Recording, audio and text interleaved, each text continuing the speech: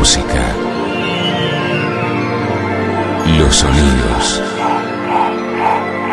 son parte de vos.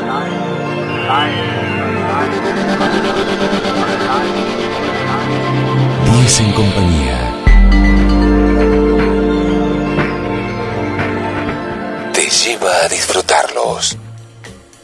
Seguimos recorriendo los temas de salud y en este caso vamos a hablar de trombosis con el doctor Esteban Lifchitz. Es coordinador del programa Zona Segura de Trombosis y médico clínico de la Clínica Santa Isabel. Su especialidad es clínica médica. ¿Cómo le va, doctor? Sara Díez lo saluda. ¿Qué tal? Buen día, Sara, encantado.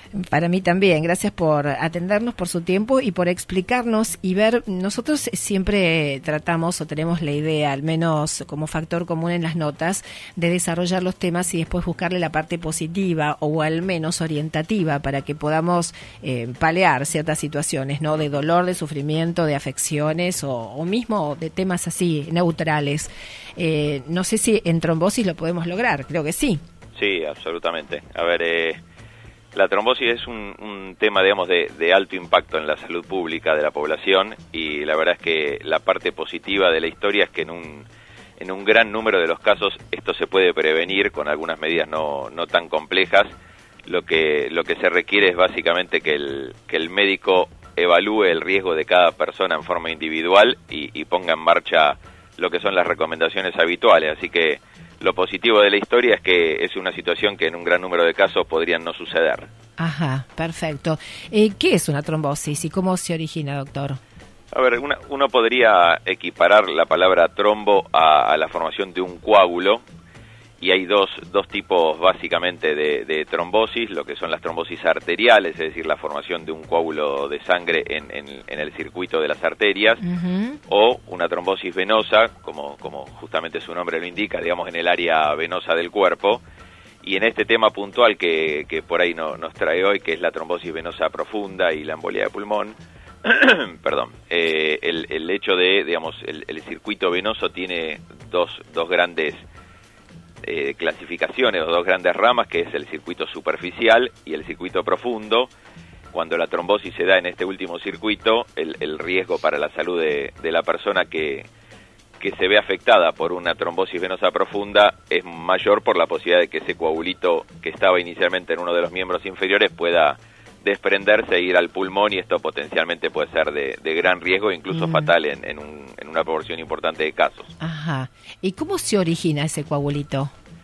A ver, hay clásicamente una tríada, digamos, tres patas que describió Virchow hace muchísimos años, en la cual, digamos, de la combinación o de la presencia de alguna de ellas es que uno, digamos, va a poder desarrollar el coágulo, pero, digamos, tratando de hacerlo sencillo en palabras no médicas, uno podría decir que en general el riesgo tiene que ver con que la sangre se vuelva más lenta, y entonces cuando la circulación de sangre se vuelve más lenta, potencialmente se puede lastimar la pared de la vena, y eso empieza a formar, digamos, que las distintas células de la sangre se empiecen a acumular en un lugar de la circulación en vez de circular libremente, y terminan conformando un espacio, digamos, duro, como podría ser un coagulito, un trombo, y terminan afectando la normal circulación de la sangre por ese lugar. Claro, lo tapa, digamos, tapa la circulación. Exactamente.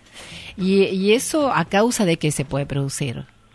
A ver, uno podría decir que hay en general, en lo que tiene que ver con la trombosis venosa profunda, hay en la gran mayoría de los casos una situación casi inevitable, digamos, que se asocia a la gran mayoría de los casos, que es el hecho de haber pasado por una internación, digamos, el hecho de someterse a una internación, ya sea por una enfermedad clínica o porque uno va a someterse a una cirugía, y sobre todo por la relación que esto tiene con el reposo que el paciente hace durante la internación, genera una situación en donde la coagulación normal se exacerba, digamos, y el paciente tiene lo que uno conoce como un estado de hipercoagulabilidad. Es una situación en la cual hay más chance de formar coágulos de lo normal, y entonces, en parte, en función de lo que son lo que se llaman los factores de riesgo, es decir, situaciones que el paciente ya tiene previamente, más allá del motivo por el cual se interna, sumado justamente a esa causa que lo tiene en una institución, hacen, digamos, como un caldo de cultivo para que se desarrolle en una proporción de pacientes que tienen esos factores de riesgo un posible trombo en un miembro inferior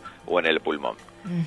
Cuando uno habla de factores de riesgo, es decir, situaciones que los pacientes por ahí traen en su mochila el día que se internan, está, por ejemplo, la edad, el hecho de tener una enfermedad como el cáncer, el hecho de haber tenido ya una trombosis venosa en una etapa previa, tener insuficiencia cardíaca, es decir, situaciones clínicas que el paciente trae, digamos, desde su domicilio el día que se interna, a lo que se le suma el motivo por el cual está en ese momento en la institución, que puede ser, por ejemplo, operarse de la vesícula por la laparoscopía o someterse a una cirugía abdomen abierto porque tiene un cáncer de intestino o estar internado por una neumonía. De esa combinación entre los factores que trae el paciente desde su domicilio más los motivos por los cuales está internado, existen ya formas de clasificar a los pacientes en determinados grupos de riesgo, y en función de ese grupo al que pertenece es la chance que uno estima que ese paciente puede desarrollar un trombo, y hay recomendaciones internacionales, digamos, desde la evidencia científica de qué hay que hacer en cada caso. Eso es, digamos, en ese caso, en el que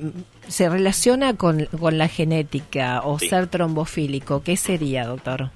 A ver, hay un grupo de enfermedades en las cuales uno tiene una predisposición mayor a la población normal, más allá de estar o dejar de estar internado, a formar coágulos, digamos, incluso espontáneamente.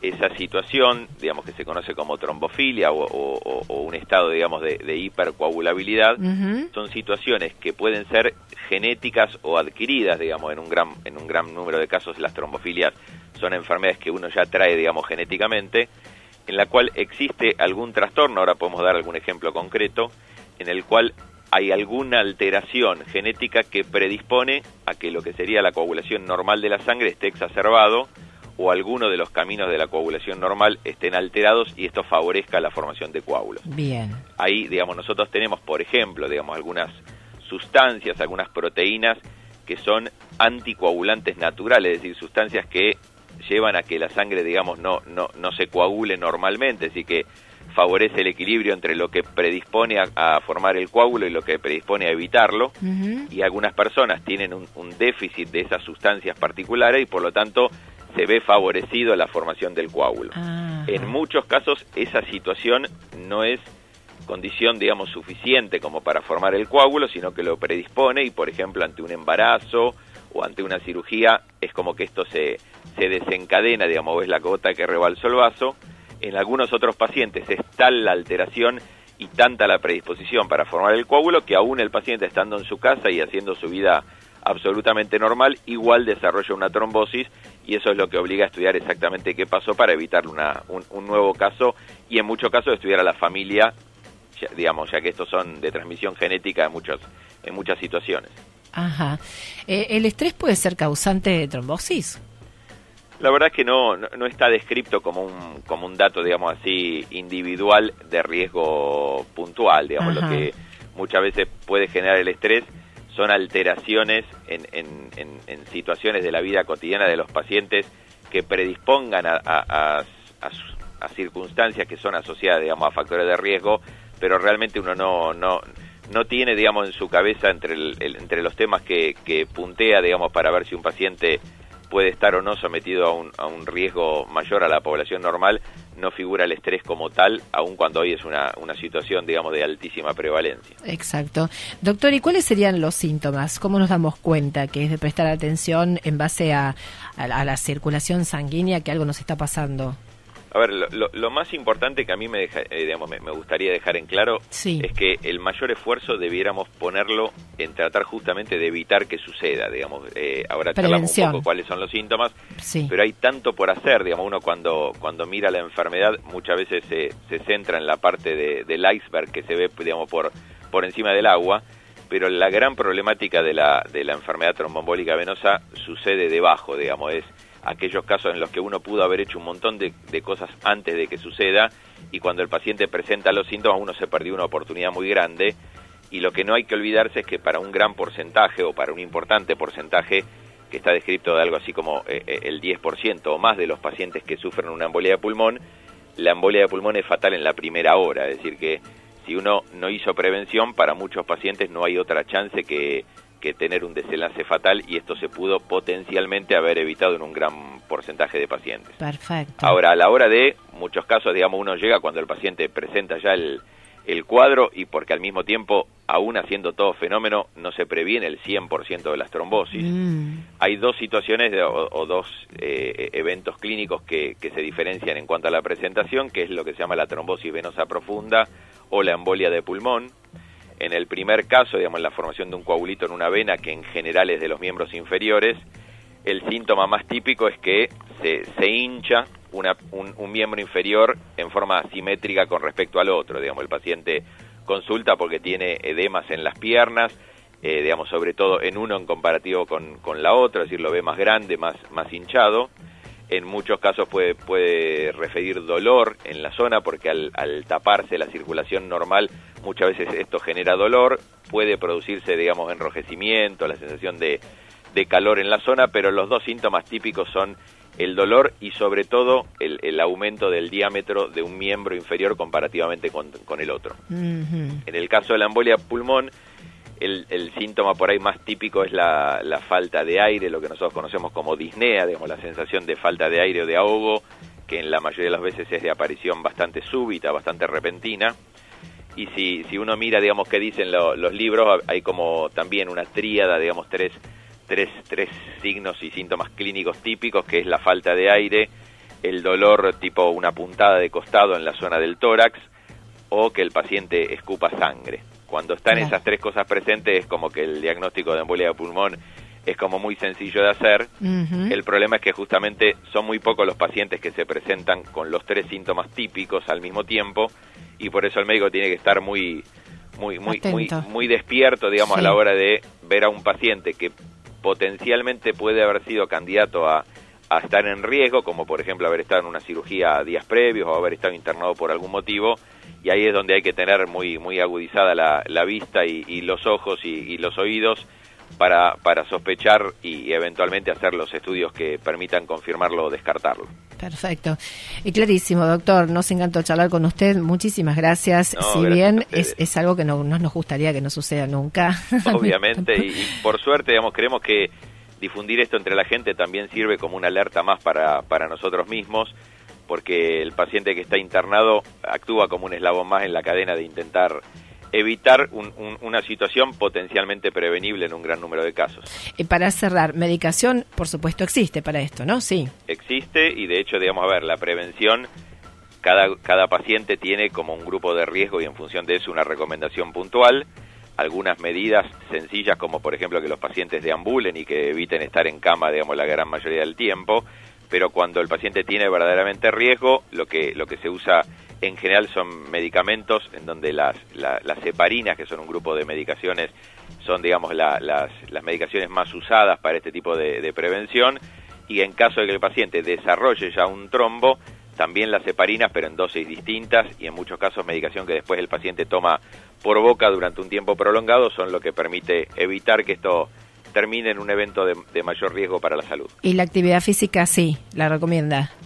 Sí, de hecho, a ver, la verdad es que el reposo es un factor de riesgo muy asociado al desarrollo de los trombos, con lo cual evitar que los pacientes estén permanentemente en reposo con disminución de su movilidad y al mismo tiempo que la gente deambule y haga actividad física, claramente es un factor que reduce el riesgo para esta enfermedad. Muchísimas gracias nuevamente, doctor. Gracias a ustedes y que tengan un buen día. Gracias, quedamos atentos a lo que necesite difundir. Gracias. Muchas gracias por el espacio. Adiós, hasta luego. El doctor Esteban Liftich es coordinador del programa Zona Segura de Trombosis y médico clínico de la Clínica Santa Isabel, hablando de este tema. Qué bueno es aprender y conocer y saber, ¿no? A veces uno puede estar más atento para el tema de prevención, que sobre todo lo hacemos por eso. 11 de la mañana, 23 minutos.